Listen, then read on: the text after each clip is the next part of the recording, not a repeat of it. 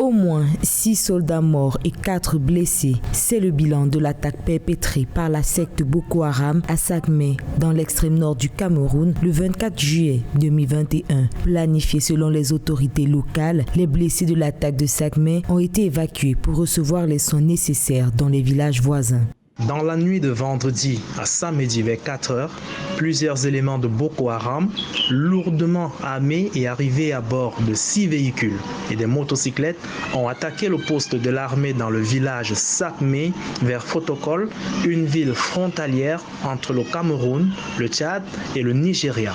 Malgré le renforcement militaire au niveau des postes de frontière par le ministère camerounais de la Défense, les attaques de Boko Haram s'intensifient dans la région de l'extrême nord. Selon les autorités locales, au cours de l'attaque de Sakmé, plusieurs armes et du matériel militaire ont été emportés par les assaillants qui se sont repliés vers le Nigeria.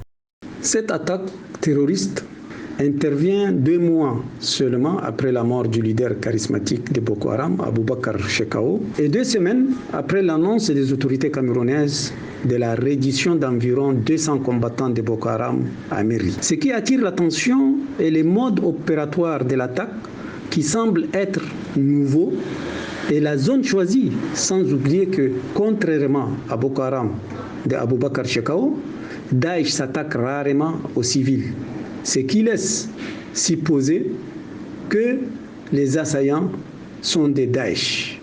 En rappel, Boko Haram mène contre le peuple camerounais une guerre dont le coût humain depuis décembre 2020 est d'au moins 80 civils selon l'ONU. Cette insurrection terroriste de Boko Haram grandit alors que le Nigeria vient d'effectuer la réouverture de ses frontières avec ses voisins, fermées officiellement pour stopper la contrebande, l'expansion du terrorisme et encourager la protection des civils.